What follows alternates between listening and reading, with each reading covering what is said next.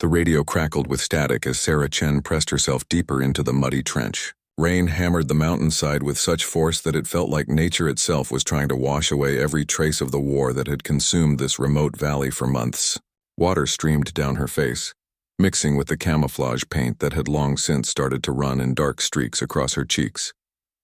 Sarah had been stationed on this ridge for 3 weeks now, part of a small reconnaissance unit, tasked with monitoring enemy movement through the mountain pass below. At 24, she was one of the youngest snipers in her division, but her steady hand and sharp eye had earned her the respect of soldiers twice her age. The other members of her unit called her Eagle Eye, though she preferred when they just used her name. The storm had started 2 days ago as a light drizzle, but now it roared across the mountains like an angry beast. Visibility was down to maybe 50 meters on a good moment, and the wind howled so loudly that even shouting required enormous effort to be heard. Sarah's spotter, Martinez, had been evacuated the previous morning when a piece of flying debris had cut a deep gash across his forehead. Now she was alone on the ridge, maintaining watch over a pass that seemed impossible for anyone to navigate in such conditions. Her commanding officer, Lieutenant Collins, had radioed her that morning with orders to hold position despite the weather. Intelligence suggested that enemy forces were planning to move supplies through the valley, possibly using the storm as cover. Sarah understood the logic, but sitting alone in a muddy hole while nature unleashed its fury around her was testing every limit of her endurance. The wind shifted, carrying with it a brief moment of clarity. Through her scope, Sarah caught a glimpse of movement far below near the river that cut through the valley floor. She adjusted her position carefully, wiping water from the lens of her rifle scope with a cloth that was already soaked through. The movement could have been anything: a fallen tree branch swaying in the current, debris carried by the wind, or even wild animals seeking shelter. But something about the way the shapes moved seemed too deliberate, too purposeful. Sarah had spent months learning to read the landscape, to distinguish between the random chaos of nature and the intentional movements of human beings. Her instincts, honed by countless hours of observation and training, whispered that what she was seeing was not natural. She reached for her radio, but the static was so intense that communication seemed impossible. The storm was interfering with all electronic equipment, leaving her completely cut off from her unit. Sarah realized that whatever was happening in the valley below, she would have to handle it alone until the weather cleared enough for backup to reach her. The temperature had dropped significantly since morning, and despite her waterproof gear, the constant dampness was beginning to seep through to her skin. Her fingers wrapped around her rifle had started to go numb from the cold. Every few minutes she had to flex them carefully to maintain feeling and ensure her trigger finger would respond when needed. Through another brief gap in the storm, Sarah saw them clearly for the first time. A line of figures was making its way along the riverbank, moving in single file and staying close to the natural cover provided by rocks and vegetation. Even in the limited visibility, their movement patterns told her everything she needed to know. These were trained soldiers, not civilians seeking shelter from the storm. She counted at least 12 figures in the first group, all carrying what appeared to be heavy packs. Behind them, partially obscured by the driving rain, she could make out the shapes of what looked like pack animals or possibly small vehicles. This was exactly the kind of supply movement that intelligence had predicted. Sarah's heart rate increased as the reality of her situation became clear. She was witnessing a major enemy operation, one that could change the balance of power in this region if it succeeded. The supplies they were moving could keep enemy forces operational for months, extending a conflict that had already cost too many lives on both sides. But she was alone, cut off from communication, and facing odds that would challenge even a full squad of soldiers. The enemy forces below had clearly planned their movement to coincide with the storm, knowing that conventional surveillance would be nearly impossible in such conditions. They had not counted on a single sniper being determined enough to maintain her position despite the brutal weather. The wind howled louder, and Sarah had to brace herself against the side of her muddy shelter to avoid being knocked off balance. Rain continued to pour down in sheets so thick that it was like trying to see through a waterfall. Every few seconds, lightning would illuminate the valley in stark white light, followed by thunder that seemed to shake the very ground beneath her. During one of these lightning flashes, Sarah saw something that made her blood run cold. The enemy column was much longer than she had initially realized.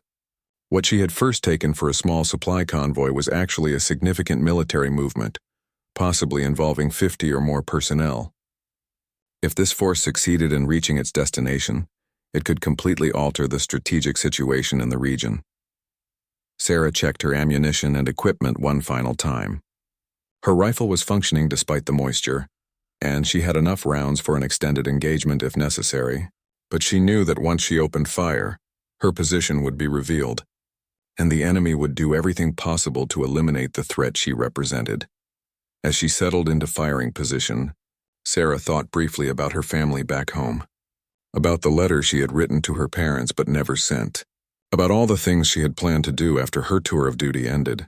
Then she pushed those thoughts aside and focused entirely on the task at hand. The storm showed no signs of letting up, and the enemy forces below continued their careful advance through the valley. Sarah knew that within the next few hours, she would face the greatest challenge of her military career. Everything she had trained for, everything she had learned about warfare and survival, would be put to the ultimate test in the next 3 days. The first shot came at dawn. Though dawn was barely distinguishable from night in the thick of the storm, Sarah had spent the entire night watching the enemy forces establish what appeared to be a temporary camp in the valley below. They had chosen their location well, using natural rock formations and dense vegetation to create shelter from both the weather and potential observation. But they had made one crucial mistake. In their effort to find protection from the storm, they had positioned themselves in a natural funnel where the river curved around a large outcropping of rock. From Sarah's elevated position, she had a clear field of fire into their camp once the wind shifted the rain in the right direction. The shot that started everything was not fired by Sarah. One of the enemy sentries, spooked by a falling branch or perhaps catching a glimpse of movement on the ridge, had fired wildly into the darkness above. The muzzle flash gave away his position instantly, and Sarah's response was swift and precise. Through her scope, she watched the sentry drop behind cover. Though whether she had hit him, or he had simply taken defensive position, she could not tell in the poor visibility. The enemy camp erupted into activity. Shouts echoed across the valley, barely audible above the storm but carrying the unmistakable tone of soldiers responding to contact with the enemy.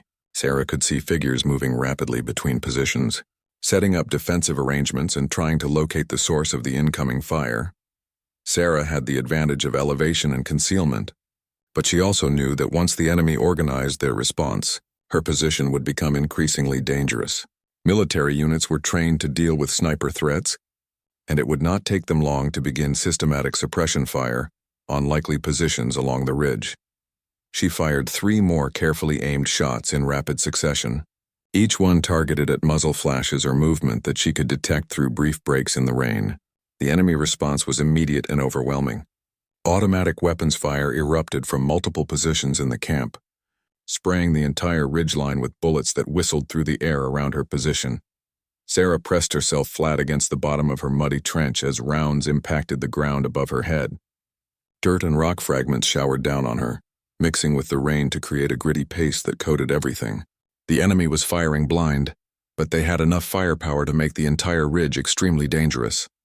During a brief lull in the firing, Sarah raised her head enough to observe through her scope. The enemy forces were clearly well-trained and disciplined. Instead of panicking under sniper fire, they were methodically establishing defensive positions and beginning to coordinate their response. Several groups had already begun moving to flank her position, working their way up the slopes on either side of her location. The realization that she was about to be surrounded sent a chill through Sarah that had nothing to do with the cold rain. She had 2 options: retreat immediately and try to evade the enemy forces, or hold her position and attempt to disrupt their operation for as long as possible. Retreating would keep her alive but would allow the enemy supply convoy to complete its mission. Staying meant almost certain death, but could prevent resources from reaching enemy forces that might use them against her own unit. Sarah made her choice quickly. She shifted position to a backup location she had prepared 50 meters to the north, moving carefully to avoid detection. The new position offered a different angle on the enemy camp and better concealment, but it also cut off her most direct escape route. From her new location, Sarah could see that the enemy forces had left several vehicles near the center of their camp. These appeared to be loaded with supplies and equipment. confirming her assessment that this was indeed a major logistical operation. If she could disable those vehicles, it would significantly impact the enemy's ability to move their supplies forward. Her next shot was aimed at what appeared to be a fuel tank on one of the vehicles. The round struck true, and within seconds flames erupted from the vehicle, spreading quickly to nearby supply crates. The fire created chaos in the enemy camp as soldiers rushed to prevent the flames from spreading to other vehicles and supplies. The light from the burning vehicle also illuminated the entire camp, giving Sarah a clear view of enemy positions for the first time since the engagement began. She used this opportunity to engage several targets in rapid succession, forcing the enemy forces to take cover and disrupting their attempts to organize a coordinated response. But the flames also revealed Sarah's muzzle flashes more clearly, and the enemy quickly began concentrating their return fire on her new position. The volume of incoming rounds increased dramatically, and Sarah realized that her time in this location was limited. She fired 2 more shots at the burning vehicle, hoping to create a larger explosion that would destroy more of the enemy supplies. Her efforts were rewarded when a secondary explosion rocked the camp, sending debris flying in all directions and creating even more confusion among the enemy forces. The explosion also had an unintended consequence. The blast wave and flying debris damaged other vehicles in the camp, creating multiple fires that began to spread despite the heavy rain. The enemy forces found themselves fighting both Sarah and the growing fires that threatened to destroy their entire supply convoy. Sarah used the confusion to change positions again, moving to a third location that she had scouted during her weeks on the ridge. This position was further from the enemy camp, but offered better concealment and multiple escape routes. However, the range was at the very limit of her rifle's effective accuracy, especially in the difficult weather conditions. As she settled into her new position, Sarah realized that the battle had shifted significantly.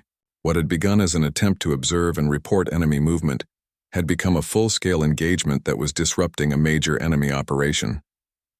The fires in the camp below were growing larger despite the rain, and she could see enemy soldiers abandoning positions to fight the flames. But she also knew that the enemy would not give up easily.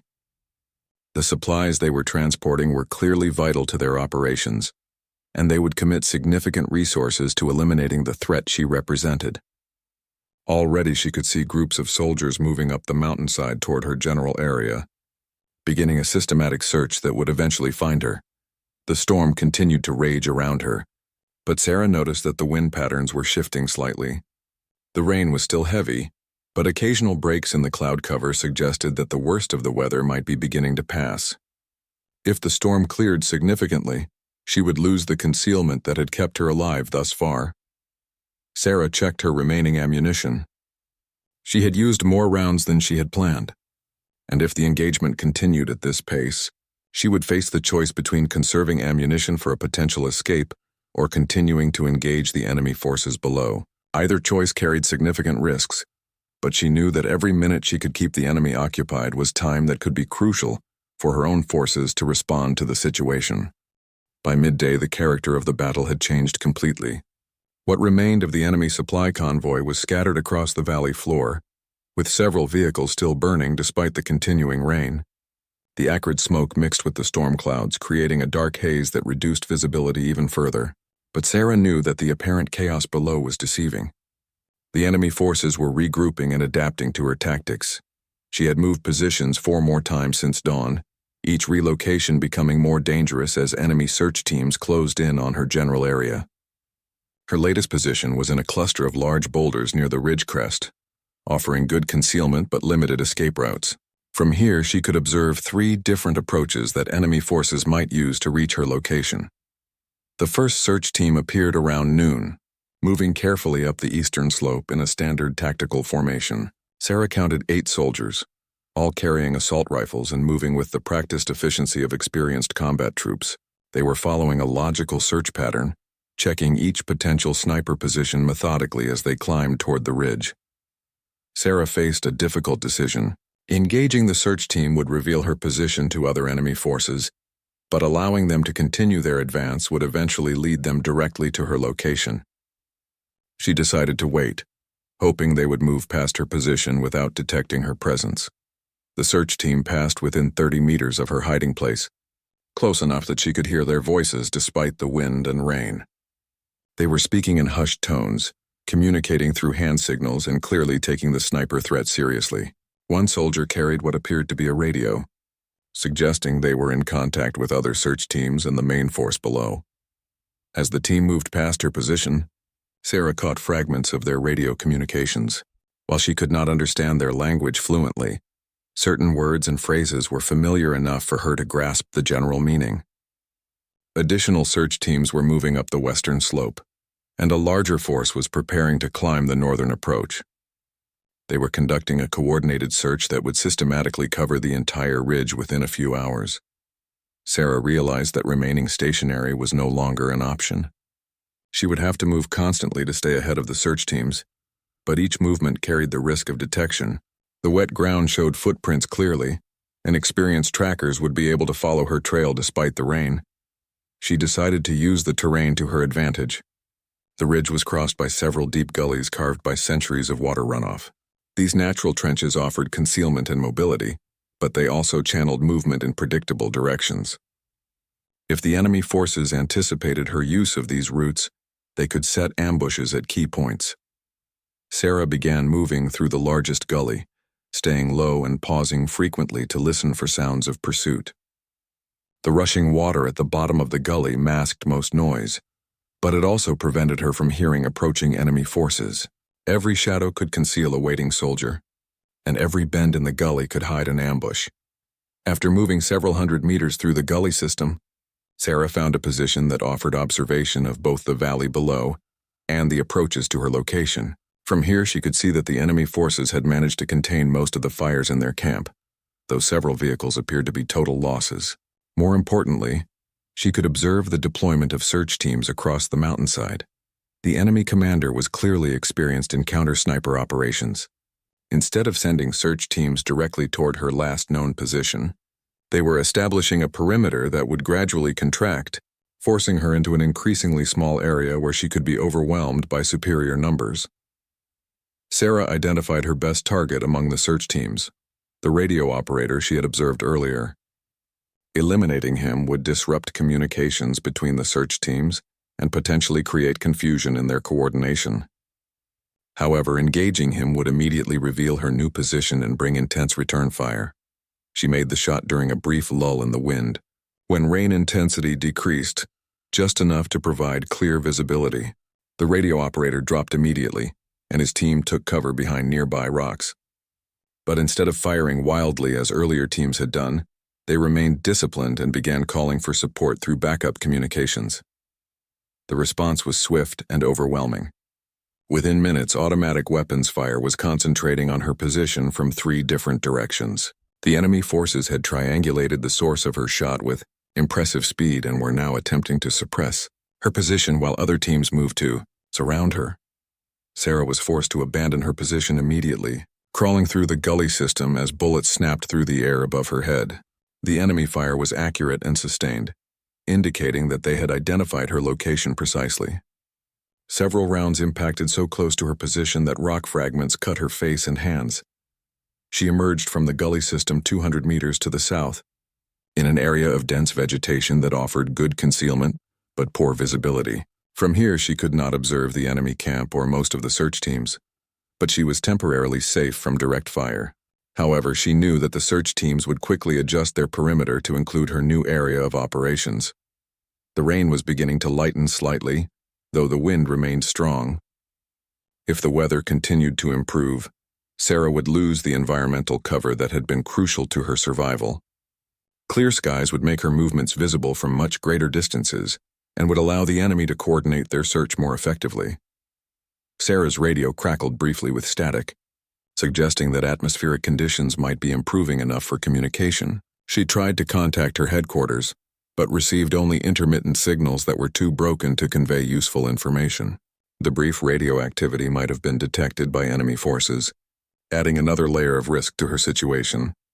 She was now carrying less than half of her original ammunition, and the extended engagement was taking a physical toll. The constant stress combined with exposure to cold and wet conditions was affecting her accuracy and decision-making. She knew that fatigue would soon become as dangerous as enemy fire. Looking back toward the enemy camp, Sarah could see that they had resumed their original mission despite the losses she had inflicted. Soldiers were transferring supplies from damaged vehicles to pack animals and preparing to continue their movement through the valley. If they succeeded in moving their remaining supplies, her sacrifice would have limited strategic value. This realization forced Sarah to reconsider her tactics. Instead of focusing on survival and evasion, she needed to concentrate her remaining resources on inflicting maximum damage to the enemy operation. This meant taking greater risks but potentially achieving more significant results. Sarah began planning what might be her final engagement with the enemy forces. She had identified several critical targets in the enemy camp, including what appeared to be a command post and a concentration of pack animals loaded with supplies. If she could reach a position with clear fields of fire to these targets, she might be able to complete the disruption of the enemy operation, even if it cost her life. The decision brought a strange sense of calm. Instead of constantly reacting to enemy pressure, Sarah was now taking the initiative and dictating the terms of engagement. She began moving toward a position that would allow her to achieve her objectives, knowing that the next few hours would determine the outcome of her 3-day battle against overwhelming odds. The sun broke through the storm clouds for the first time in 3 days just as Sarah reached her chosen final position. The brief shaft of sunlight illuminated the valley below, revealing the full scope of the enemy operation and confirming her worst fears. What she had been fighting was not simply a supply convoy, but a major military movement that included heavy weapons and specialized equipment that could change the entire regional conflict. Her new position was a rocky outcrop that provided excellent fields of fire but no escape routes. Sarah had chosen this location knowing it would likely become her final stand, but the tactical advantages were too significant to ignore. From here she could engage the enemy command post, the remaining vehicles, and the pack train simultaneously. The improved visibility also revealed how close the enemy search teams had come to finding her. Sarah could see soldiers moving through positions she had occupied just hours earlier, following her trail with methodical precision. 2 separate teams were now within a few hundred meters of her current location, and it would be only a matter of time before they discovered her final position. But the clearing weather also brought an unexpected opportunity. For the first time since the engagement began, Sarah could see the entire enemy force deployment. She quickly counted approximately 40 soldiers spread across the valley and mountainside, confirming that she had been facing odds of nearly 20 to 1. The enemy force included specialist troops she had not previously identified, communications specialists, heavy weapons crews, and what appeared to be explosive ordnance disposal personnel. The presence of EOD specialists suggested that the enemy operation involved more than simple supply transport. These soldiers would be necessary if the force intended to clear obstacles, destroy infrastructure, or handle sophisticated weapons systems. Sarah realized that she might have stumbled onto a special operations mission rather than routine logistics. This revelation changed her assessment of the strategic importance of stopping the enemy advance. If this was indeed a special operations force, their success could have implications far beyond the immediate tactical situation. Sarah felt renewed determination despite her exhausted state and dwindling resources. She began her final engagement by targeting the communications equipment she could identify in the enemy camp. Her first shot destroyed what appeared to be a satellite communication array, immediately disrupting the enemy's ability to coordinate with higher headquarters. The second shot targeted a soldier carrying a large radio pack, eliminating another crucial communication link. The enemy response was immediate and coordinated, despite the communication disruptions. Automatic weapons fire erupted from multiple positions, and Sarah could see soldiers moving rapidly to surround her location. However, their movements confirmed her assessment of their special operations nature. Instead of the somewhat disorganized response she might expect from regular forces, these soldiers moved with the precision and coordination of elite troops. Sarah's third shot targeted the enemy officer she had identified as the probable unit commander. The officer was standing near the command post, apparently coordinating the response to her attacks. Her shot missed due to a sudden gust of wind, but it came close enough to force the commander and his staff to take cover and temporarily disrupt their coordination efforts. The missed shot had consequences beyond the immediate tactical situation. The enemy forces now had a precise fix on her location, and Sarah could see teams moving rapidly to surround the outcrop where she had taken position. She estimated that she had perhaps 10 minutes before enemy forces would be in position to assault her location directly. During those crucial minutes, Sarah focused on inflicting maximum damage to the enemy operation. She systematically engaged the pack animals carrying supplies, knowing that each animal killed represented supplies that would not reach their destination. The work was methodical and deadly, but also heartbreaking for a soldier who had grown up around animals and understood their innocent role in human conflicts. Her ammunition was now running critically low. Sarah had perhaps a dozen rounds remaining, and she had to make each shot count for maximum strategic impact. She turned her attention to the remaining vehicles in the enemy camp, looking for targets that would create the greatest disruption to their operations. One vehicle appeared to be carrying fuel or other flammable materials.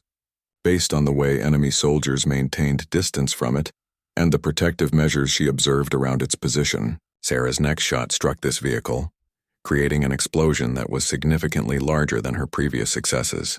The blast wave was visible even at her distance, and secondary explosions suggested that the vehicle had been carrying ammunition or explosive materials. The explosion created chaos throughout the enemy camp. Soldiers who had been advancing towards Sarah's position were forced to return to fight fires and prevent further explosions.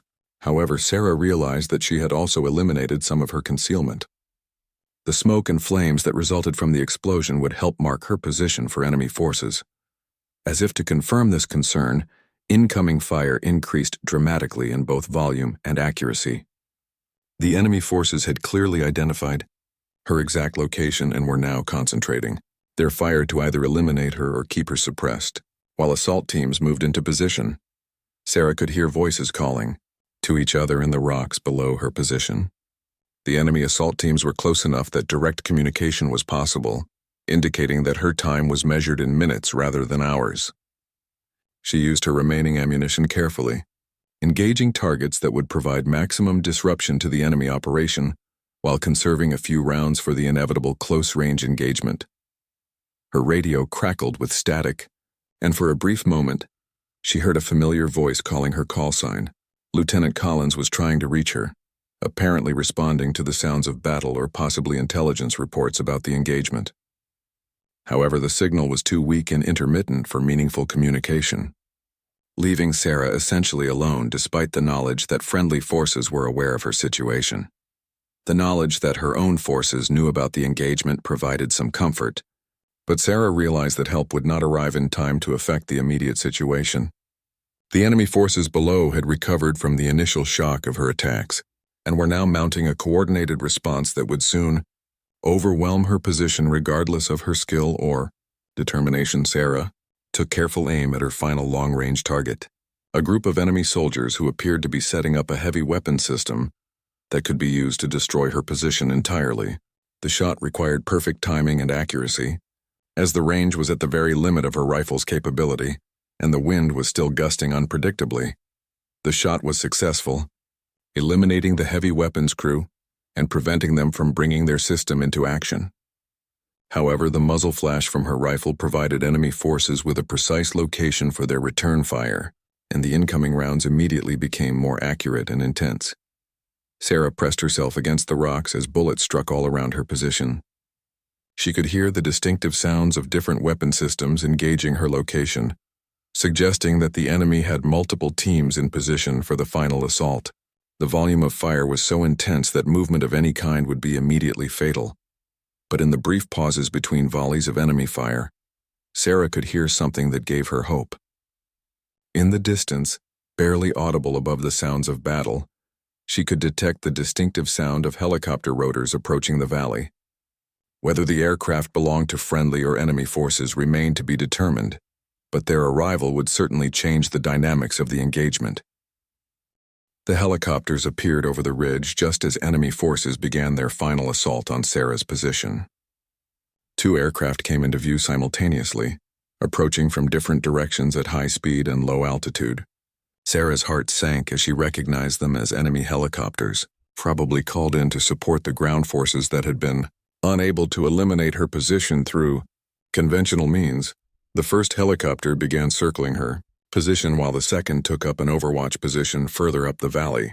Sarah realized that her situation had just become completely hopeless. Even if she could somehow survive the ground assault, the helicopters would be able to track her movements and direct fire from above. The brief hope she had felt at hearing the approaching aircraft vanished as quickly as it had appeared. But something about the helicopter's behavior seemed unusual. Instead of immediately engaging her position, they appeared to be conducting reconnaissance, orbiting at a distance that suggested caution rather than aggressive intent. Sarah wondered if the pilots were having difficulty identifying her exact location among the rocks, or if they were coordinating with the ground forces for a synchronized attack. Her question was answered when the first helicopter suddenly changed direction and began engaging targets in the valley below. Through her scope, Sarah watched in amazement as the aircraft opened fire on the enemy camp she had been fighting for 3 days. The helicopters were not enemy reinforcements. They were friendly forces responding to the engagement. The arrival of air support transformed the tactical situation completely. The enemy ground forces, who had been preparing to overrun Sarah's position, were suddenly forced to seek cover from aerial attack. The coordinated assault on her location dissolved into confusion as soldiers scattered to avoid the devastating fire from above. Sarah used the confusion to change her position for the first time in over an hour. She moved carefully among the rocks, staying low to avoid being spotted by either the aircraft above or enemy forces below. Her new position offered better protection from ground fire, while allowing her to observe the dramatic change in the battle's momentum. The helicopter attacks were precise and devastating.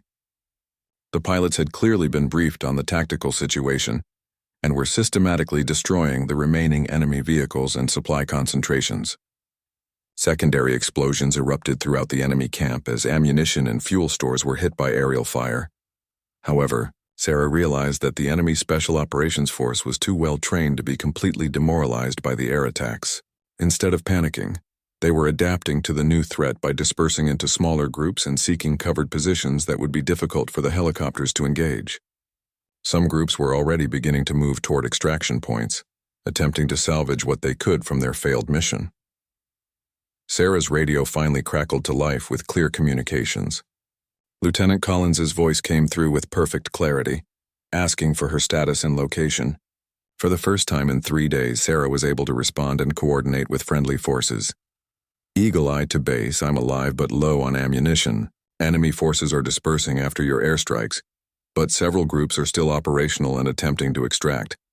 I can provide target information if you can relay it to the aircraft. The response was immediate.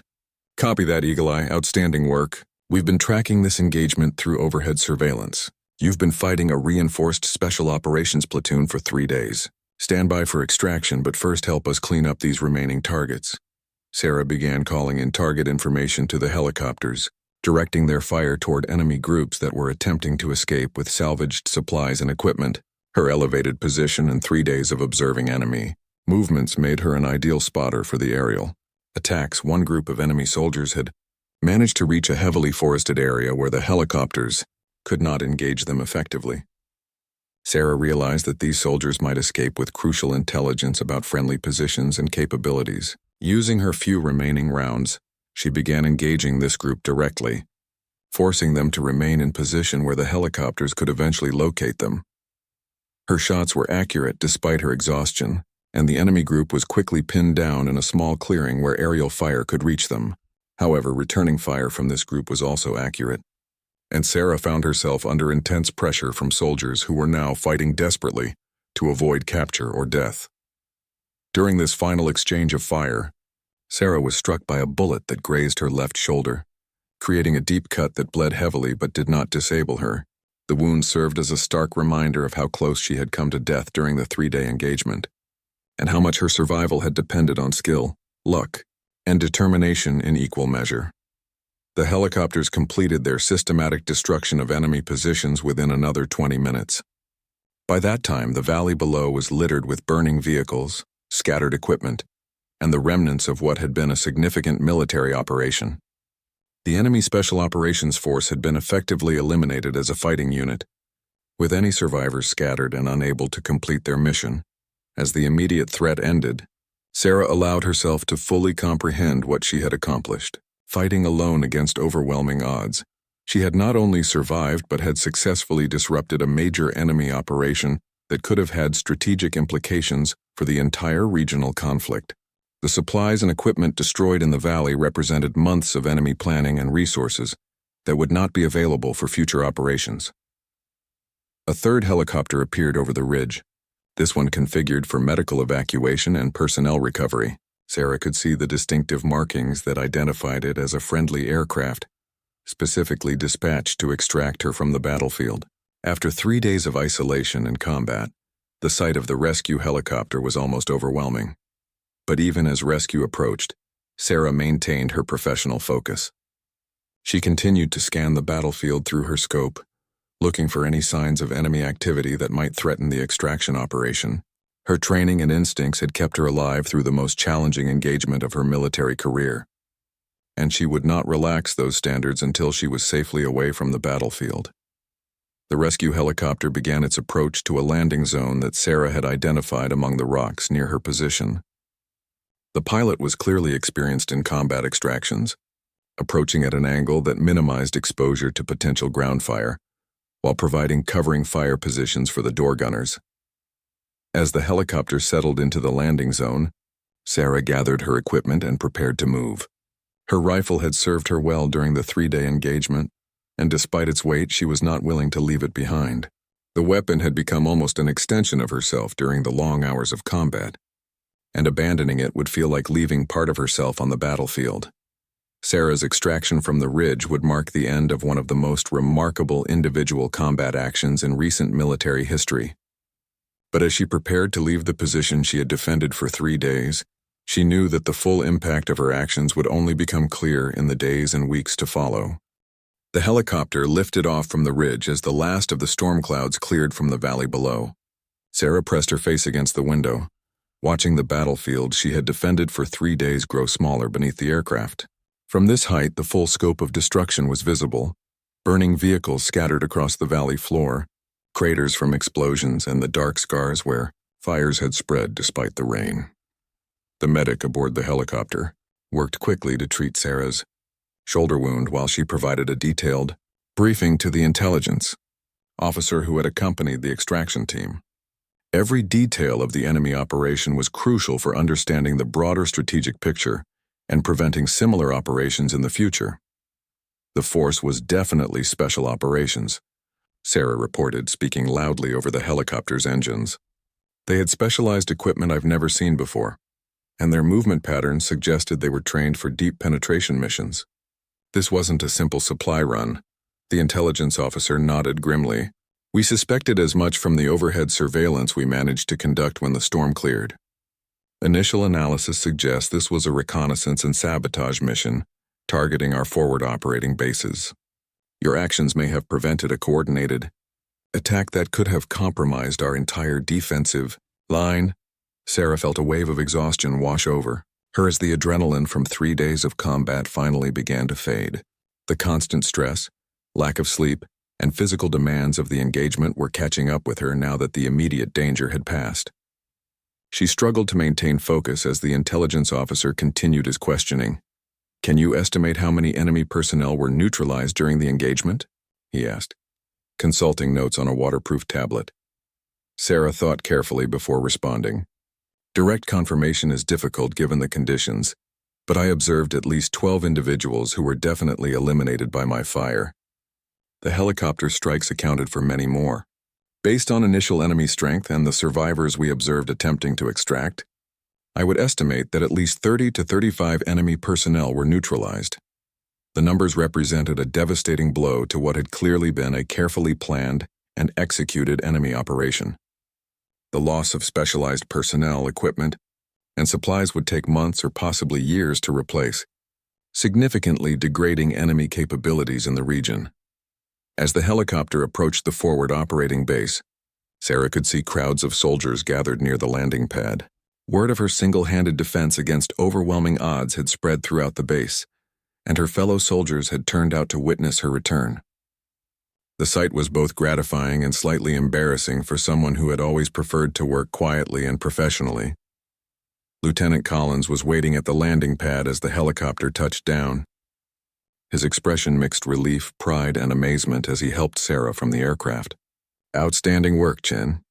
I've been in the military for 15 years, and I've never seen anything like what you accomplished up there. The base commander, Colonel Martinez, was also present for Sarah's return. As she was helped toward the medical facility, he walked alongside her stretcher. Sergeant Chen, I want you to know that your actions over the past 3 days have strategic implications that extend far beyond this immediate area of operations. The intelligence we've gathered from the enemy equipment and personnel you helped neutralize is already providing crucial information for our broader operational planning. The medical facility at the forward operating base was small but well equipped. The base surgeon, Dr. Rodriguez, examined Sarah's shoulder wound and determined that while painful, it would heal completely with proper treatment. The bullet had caused significant bleeding but had not damaged any major muscles or nerves. You're lucky, Dr. Rodriguez told her as he cleaned and bandaged the wound, a few centimeters in either direction, and this could have been life-threatening. As it is, you'll be back to full duty within a few weeks. During her recovery at the base medical facility, Sarah was visited by a steady stream of officers seeking detailed information about the enemy operation she had disrupted. Intelligence specialists wanted to understand enemy tactics and equipment. Operations officers needed to assess the implications for future missions. Even logistics personnel were interested in her observations about enemy supply methods and capabilities. The most significant visitor was a general from regional headquarters who flew in, specifically to debrief Sarah personally. General Thompson had commanded operations in the region for over 2 years and had extensive experience with enemy special operations activities. Sergeant Chen, the general began, your actions represent one of the most significant individual contributions to our regional security in recent memory. The enemy operation you disrupted was part of a larger coordinated effort that could have changed the entire strategic balance in this area. He explained that intelligence analysis had revealed the enemy forced to be advance reconnaissance for a much larger operation, planned for the following month.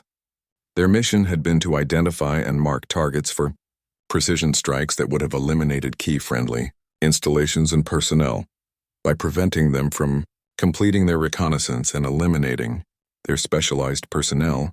You forced the enemy to significantly delay and possibly cancel their larger operation, General Thompson continued. The strategic impact of your 3 days on that ridge will be felt for months to come. The general also informed Sarah that her actions were being documented for possible recognition at the highest levels of military command. While she appreciated the recognition, Sarah found herself more interested in returning to her unit and resuming normal operations than in receiving awards or commendations. After a week of medical treatment and intensive debriefing, Sarah was cleared to return to limited duty. Her shoulder was healing well, and the psychological evaluation had determined that she was handling the stress of the combat engagement appropriately. However, her superiors decided that she needed additional recovery time before returning to field operations. During this recovery period, Sarah spent considerable time reflecting on the 3 days that had changed her life and potentially altered the course of the regional conflict. She thought about the decisions she had made, the risks she had taken, and the lives that had been lost during the engagement. The most difficult aspect of the reflection was coming to terms with the enemy soldiers she had killed during the engagement. While she understood the military necessity of her actions and felt no guilt about defending her position and disrupting the enemy operation, she could not help but think about the human cost of the battle. Sarah also reflected on the role that luck had played in her survival. Superior training, careful planning, and determined execution had been crucial, but she recognized that favorable weather conditions, enemy mistakes, and the timely arrival of air support had all contributed to her success. 2 weeks after her extraction from the ridge, Sarah received word that she was being recommended for the Medal of Honor, the military's highest decoration for valor in combat. The recommendation cited her conspicuous gallantry and intrepidity at the risk of life, above and beyond the call of duty during her 3-day engagement against overwhelming enemy forces. The news of the recommendation was both humbling and overwhelming. Sarah had never sought recognition for her actions, viewing them simply as doing her job under difficult circumstances. The idea that her actions were considered exceptional enough to warrant such high recognition required significant mental adjustment. As she prepared to return to full duty, Sarah knew that the 3 days in the storm had fundamentally changed her understanding of warfare, leadership, and personal courage.